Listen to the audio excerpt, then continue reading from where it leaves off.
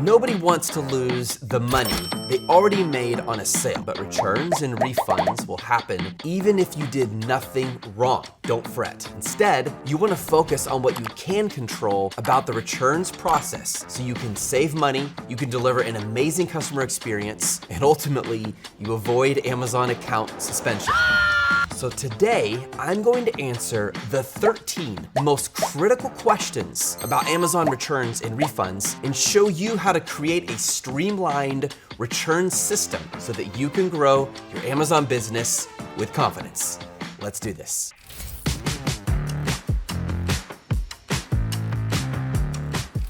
By the way, today's training contains a fraction of what we teach in our Grow course. Grow is the 5th of 5 courses offered in our Amazon FBA Mastery membership, where Just One Dime trains you step by step how to build your business on Amazon. Question number 1. How do Amazon returns affect your seller account health? I cannot emphasize how important this is that you understand. Amazon returns and refunds are part of customer service. When you provide customer service, shoppers can leave you positive or negative seller account feedback. But unlike product reviews, seller account feedback is not displayed on your Amazon listing. Instead, it is displayed directly on your Amazon seller account and publicly. It will have a huge impact on your Amazon seller account health, and how you handle returns and refunds has a huge impact on your Amazon account, because if you get too many negative seller feedbacks, it can actually get your Amazon account suspended. For example, let's say you sell a full body massage chair recliner.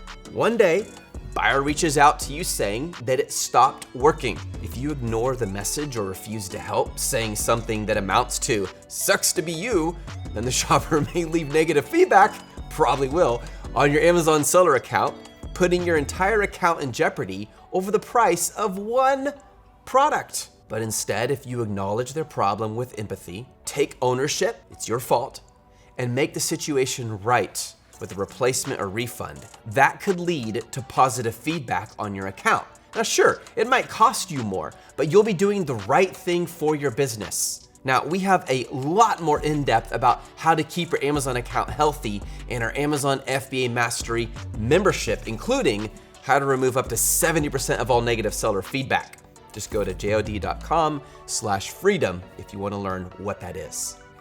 If you fail to keep your Amazon seller account healthy, you make it, number 1, less likely to get ungated to sell in certain product categories, less likely that you can gain access to Amazon special programs, less likely that Amazon will side with you in the case of a dispute, and more likely that your account will get suspended or terminated. Now, are there shoppers who are going to take advantage of your benevolence? Absolutely. And I understand that you don't want to reward bad behavior, but don't put your Amazon account in jeopardy to make a stand over the cost of one product. And this is just one reason why we encourage you to be generous with how you handle returns.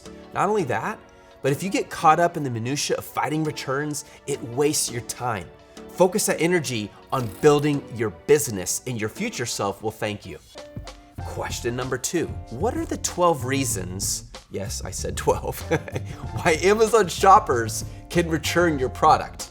When shoppers return an item, Amazon gives them an entire list of reasons to choose from. Track down why any shopper returned your product and view this as an opportunity to make your product and your company better. You see, you have control over most of the reasons on that list I just shared with you. It's not going to help you to blame shoppers. Yes, some of those reasons boil down to buyer's remorse, but instead, you got to change your mindset to, okay, what could I have done to prevent this return? And as soon as you see a pattern of people using the same reason for returning the product, that's the time to improve your business and your product.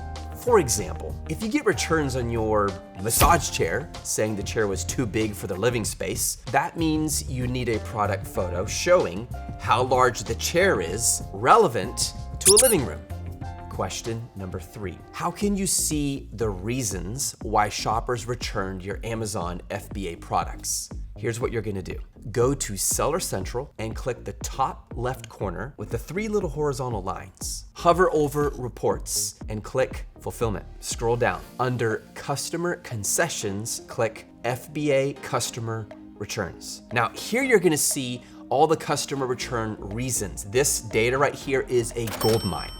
Talk about great data to optimize your business and get your product selling better. This is where you want to be. In order to see the notes that the customer left on the return, you have to download an FBA Customer Returns report.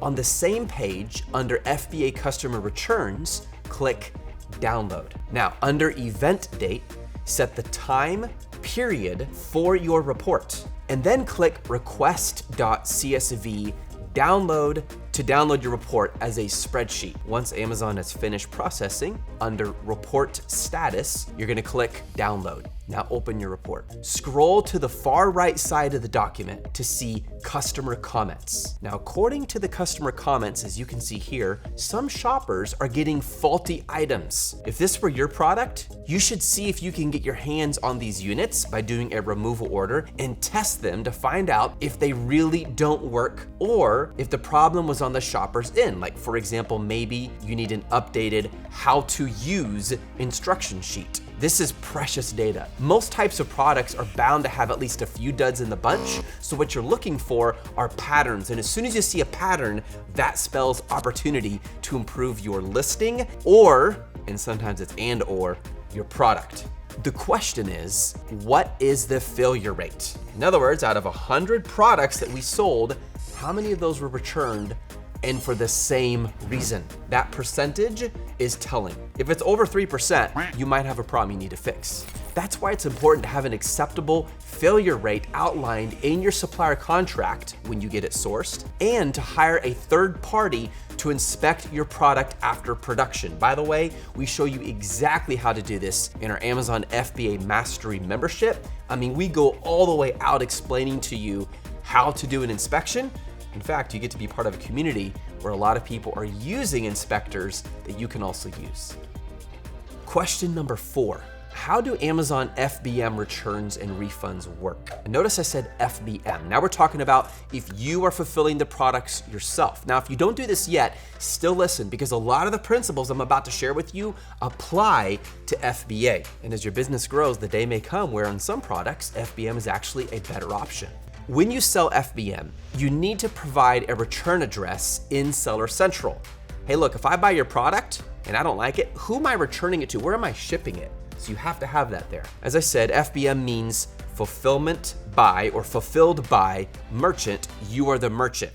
So when you choose FBM, you are storing and shipping units to your buyers without using Amazon's fulfillment centers. Now you can either store units at your home or your own storage unit or garage or wherever, and slap those shipping labels on the boxes yourself. Or you can hire a third-party logistics company. You often see this as 3PL, that stands for third-party logistics, to do the storage and the shipping for you. In other words, these are logistics companies that will handle the management of the products, the labeling, and oftentimes the shipping. That also means when FBM returns happen, well, the products have to go somewhere, and they're sure as heck not going to Amazon because Amazon didn't fulfill these.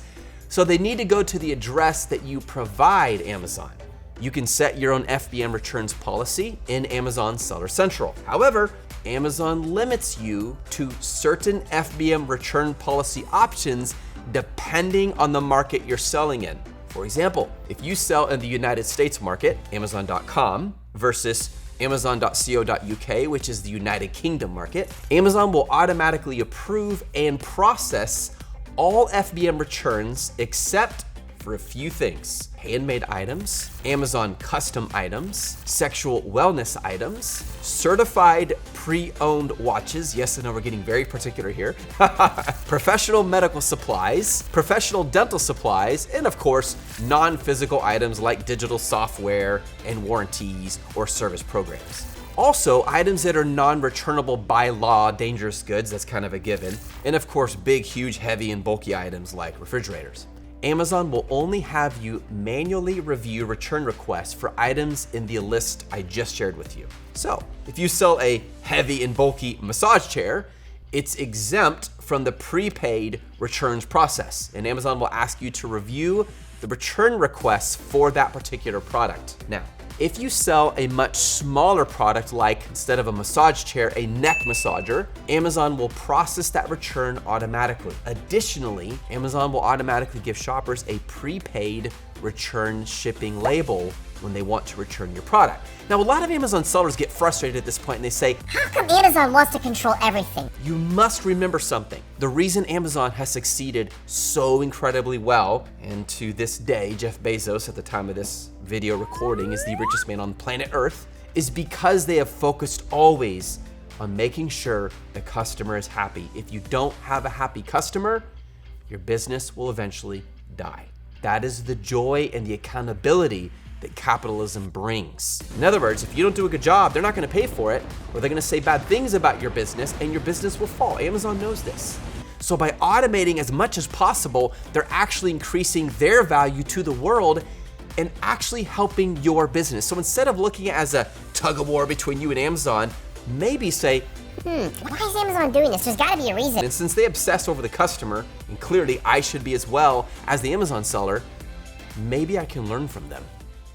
Question number 5. How does the Amazon FBM prepaid return process work? Let me put it like this to make it easier to understand. Let's say Bobby McGee wants to return his neck massager that he bought from your Amazon store. Now, he says he thought it was battery charged, but really the product needs to be plugged into the wall. Since it's not an exempt product, Amazon will automatically approve his return and give him a prepaid shipping label. In other words, he doesn't have to pay for that shipping, the return shipping, to return the product via USPS. Once Bobby brings the package to USPS, it's shipped straight to your address or whatever address you put in the system for returns. As I said, it could be a 3PL.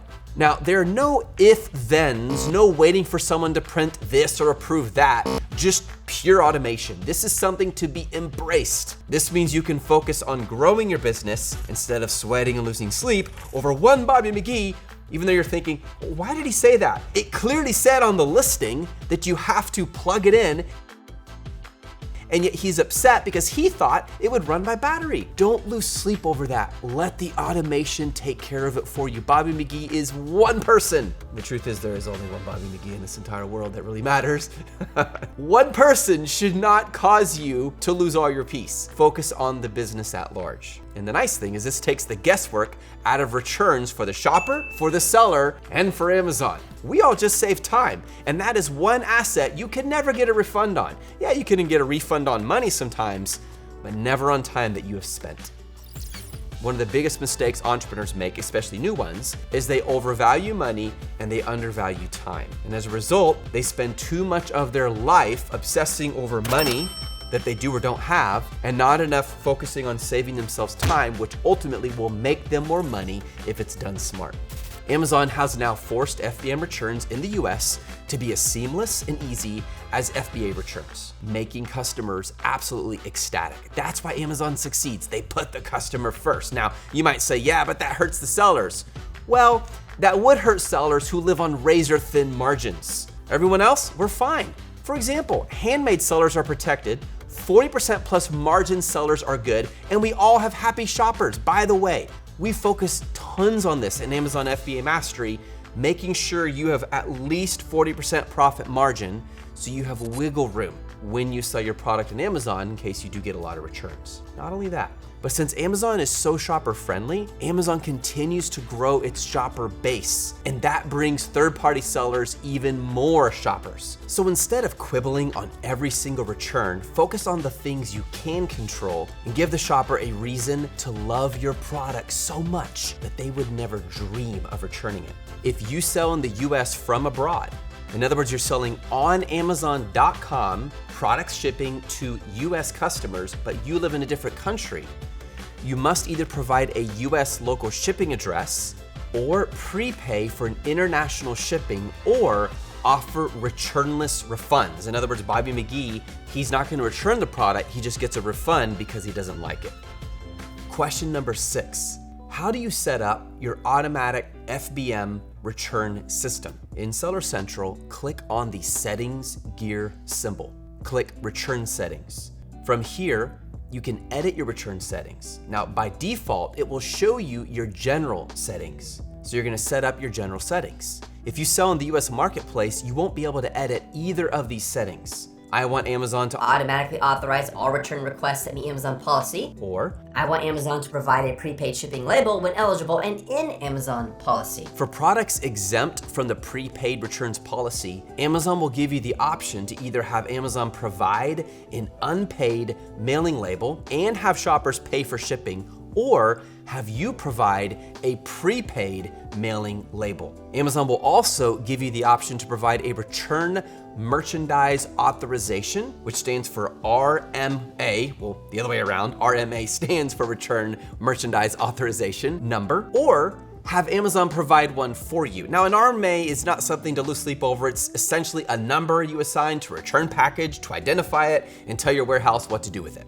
That's it. It's just for organization. Set up your returnless resolution policy. Click on returnless resolution to set your own returnless refund policy. There may be times where you don't want the product back. For example, if your neck massager caught fire, God forbid, you probably don't want it back. So if you want to issue a refund without getting the product back, issue a returnless resolution refund. To set your own returnless refund policy, just click on Add New Rule. From here, you can set your own returnless resolution policy to only be good for your products in certain categories, price ranges, and even set reasons why you would approve a returnless refund. Now, even though Amazon has their own automation and requirements that you're restricted to, you do get a lot of leeway here, and you're gonna build this based on what is best for the customer and what will help you automate your business as much as possible so you don't spend half your day dealing with the returns. Trust me,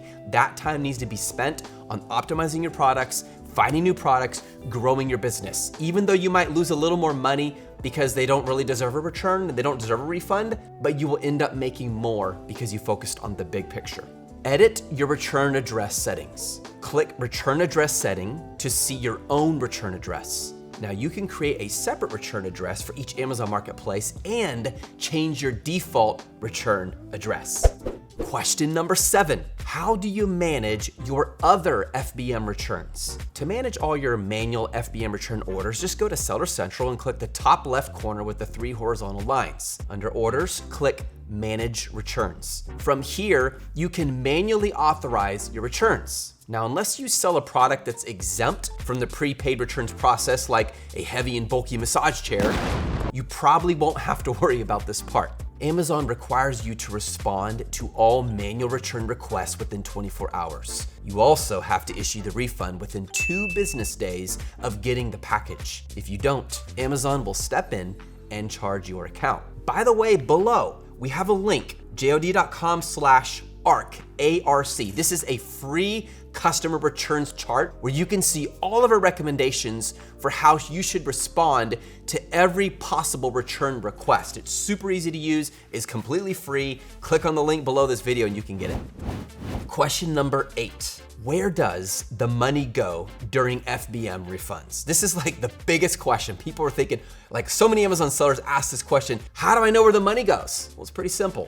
When FBM returns and refunds are issued, here's what's gonna happen. Number 1, every dime you would have made from the sale goes back to the customer. Number 2, you're gonna pay for the prepaid return shipping label.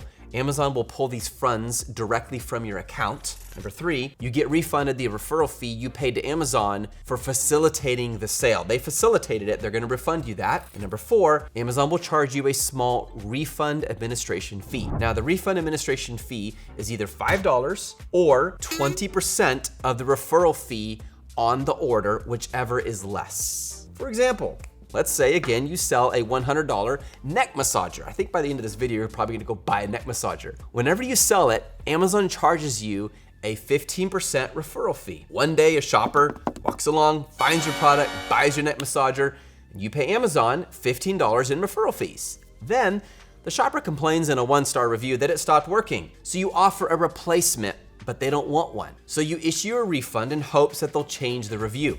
For that refund on the neck massager, Amazon will credit you back most of the $15 of referral fee, but they will hold on to retain 20% of that fee as the refund administration fee, which is $3. So the refund administration fee maxes out at $5. That's the most you would pay. So what if you instead sold a massage chair for $500? Well, here's how it works. The referral fee in this case is 15% of $500, which is $75. The refund administration fee would be 20% of that $75, which is $15. Because the refund administration fee maxes out at $5, you actually only pay Amazon $5 instead of $15 for processing that return. Do you see why we talk so much about selling higher ticket items? That is just one more piece of evidence that you end up more profitable. So once the return and the refund are done, the shopper has their $500 back in their account. You can opt to pay for the return shipping or have the shopper pay for the return shipping because it is a prepaid label exempt product. Remember we said that the bulky items, they're prepaid label exempt. Amazon does not require you to pay for that. They're giving you a little grace and room here because they know how expensive it is. Amazon knows this better than anyone to ship something heavy and large. You get your $500 massage chair back.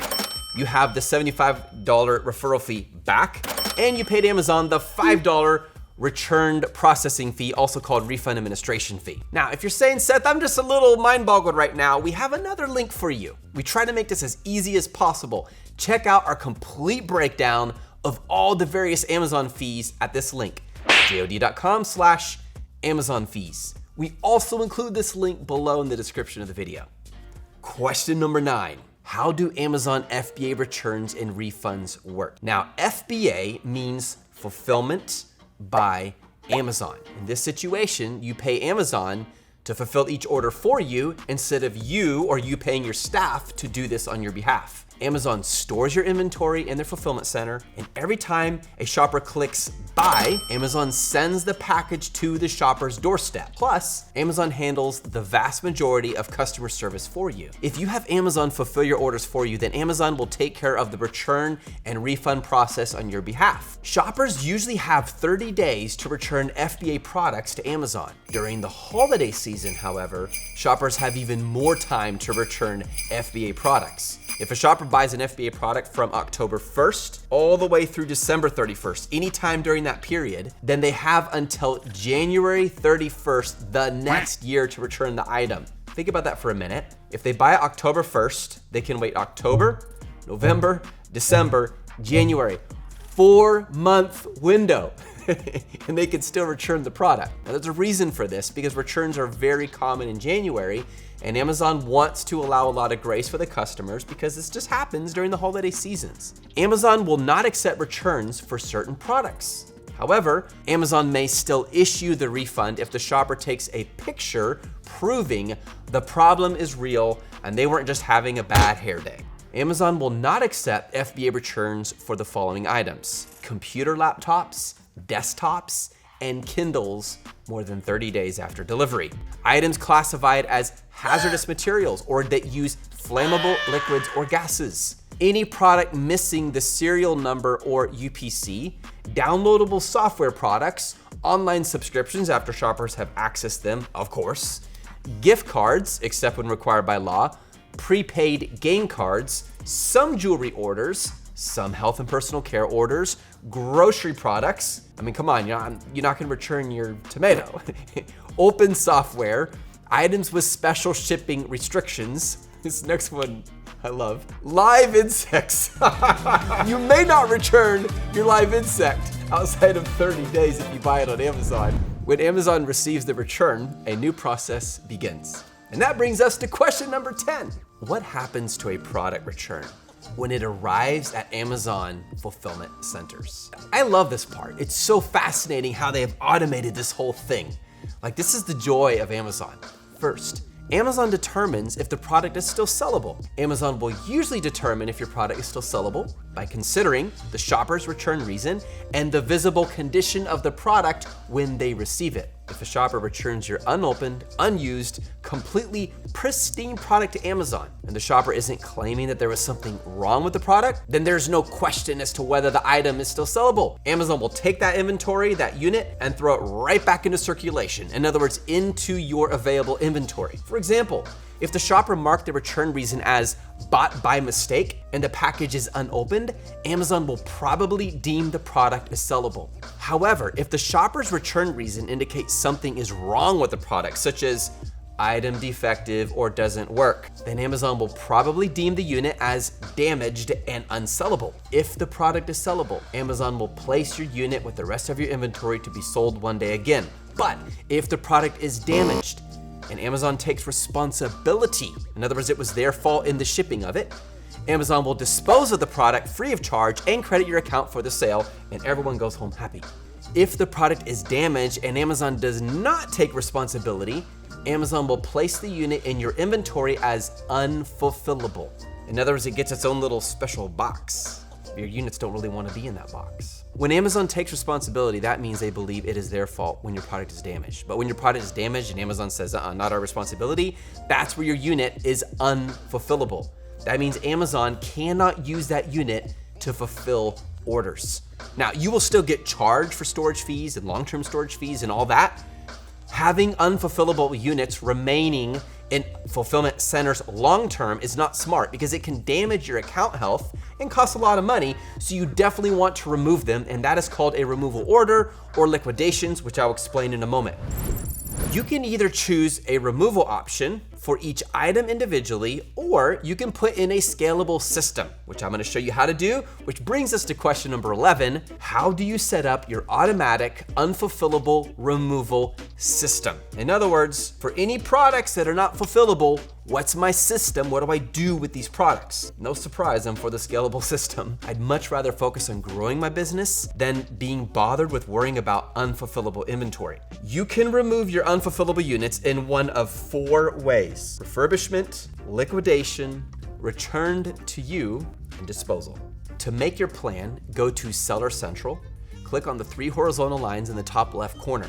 By the end of this video, you're gonna be really good at that. Click. Under Inventory, select Manage FBA Inventory. Click Remove Unfulfillable Inventory. Click Auto Removal Settings. That will take you to the automated unfulfillable settings page. Select Enable if you choose to take advantage of either Amazon's refurbishment or liquidations services. Now you need to know something. Refurbishment is a misnomer. Amazon's refurbishment option is not having Amazon fix up your product, but rather to fix your product's packaging. This is useful for when a shopper has opened the package and returned the item and they just really suck at putting it in correctly and they just kind of cram it in there and the package looks terrible. Well, that's Amazon's refurbishment program. For example, if you get your neck massager returned to fulfillment centers, not in the original box, but instead in a random styrofoam cooler meant for food, maybe it was inside a Ziploc as well, you can't go around and sell your neck massager that way. The next customer is going to raise their eyebrows and wonder what on earth happened. It would look incredibly unprofessional. So Amazon can repackage your neck massager in either branded or unbranded packaging. That's their refurbishment program. So if you select refurbishment, that is the first thing Amazon will try to do. If a unit cannot be refurbished, or if you don't opt for refurbishing, then Amazon will move on to the possibility of liquidating it, where they turn the product into liquid. They put it in this machine. I'm joking. Let me explain. Amazon liquidations is when you have Amazon sell your product to a wholesale liquidator. That's someone who buys products at a reduced cost in mass and then they resell it, like at some kind of online auction or even Amazon itself or Walmart.com, etc. According to Amazon, products typically liquidate for 5 to 10% of your selling price. In other words, if you sell a product for $100, it'll liquidate for between $5 and $10. So you're not gonna make a lot of money back, but at least some. And Amazon will take a cut even out of that money. It's small, but it's there because they did the work of facilitating the trade. If you choose to not have your product refurbished or liquidated, or if Amazon cannot refurbish or manage to liquidate your unit, then you may either have the product returned to you or your 3PL, your third-party logistics company, or have it disposed of for a fee. Now this is an either or situation. You cannot both get your product back and have Amazon dispose of it at the same time for understandable reasons. Amazon will present you with a set of toggling option buttons for you to pick one on this page. Selecting return means that your damaged or defective product is returned to you or your 3PL address. Choose this option if you want to see for yourself if the product is really unsellable. Now there are times to do this. For example, if a shopper says that your neck massager doesn't turn on and returns it to Amazon, you can get that unit sent to you. That unit might actually work, and then you send it back to Amazon as a new unit in the original packaging. I've done this many times, but I only do it in stages when I sense that maybe I'm getting a lot of BS from customers and these products should not be liquidated, they are sellable. If you have a well-versed 3PL team that offers to test return products for you, that is a scalable option. Now, if you're just starting out, do it yourself, but at some point, your time becomes more valuable because of the money you're making, and that's where you hire someone to do it for you or pay a third-party service, such as a third-party logistics company. When you choose return, Amazon will ask you for address information. Selecting dispose means that Amazon is going to put it in the trash, biohazard waste, or into whichever disposal process is correct for your particular product type. You have to pay Amazon to do this unless they're running some kind of special deal, which they do every few months. When you choose either return or dispose, you're going to tell Amazon how often you want your unfulfillable products returned or disposed of. For example, you can have it done weekly. Click update to save your settings. Number 12, can you have Amazon donate your products instead of disposing them? I know for many of you, this is very important. Like, don't just go throw this in some wasteland. Let's do something with this. Let's recycle it. Let's donate it. Let's repurpose it. And the answer, my friends, is yes. In fact, Amazon will first try to donate your products instead of disposing of them when you are enrolled in the Amazon FBA donations program. Seth, you're telling me there's another Amazon program out there? Yes, I am. You are automatically enrolled in the Amazon FBA donations program when you create your account. When you request disposal for your product, Amazon will actually make the unit available to partnered charities. Now, if no charity claims the unit, if your product really is that bad, then it will be thrown away. There's currently no way to find out how much, if any, of your units were donated of instead of disposed of, so you're doing this by faith, not by sight.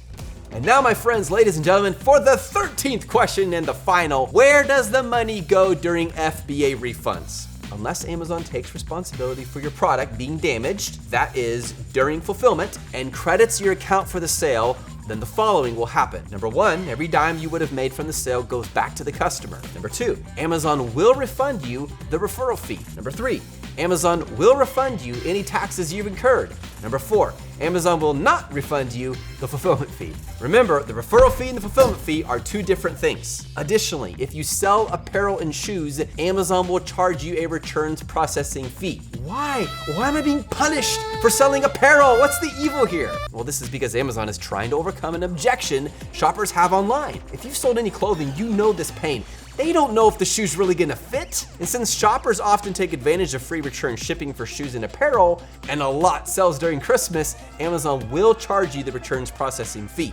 Now, if this frustrates you, just go back and ask a simple question. If you're getting a lot of returns on a certain t-shirt you're selling and it's not fitting correctly, maybe you need to change the size numbers. Maybe you need to have a picture in your photos that actually shows for different body types what kind of body type this shirt will fit. I mean, this is an opportunity to optimize, not an opportunity to complain, because complaining doesn't accomplish anything. It's like a rocking chair. It gives you something to do, but it doesn't get you anywhere. The returns processing fee is based on the product size and weight. So to give you an idea of the pricing, if your product fits in the standard size tiers, you will pay on average between $2.12 and $6.81. If you were charged, let's say, $1.80 variable closing fee upon selling a media item, by the way, that only applies to media items like a book, CD, DVD, video game, Amazon will not refund you the variable closing fee when the unit is returned.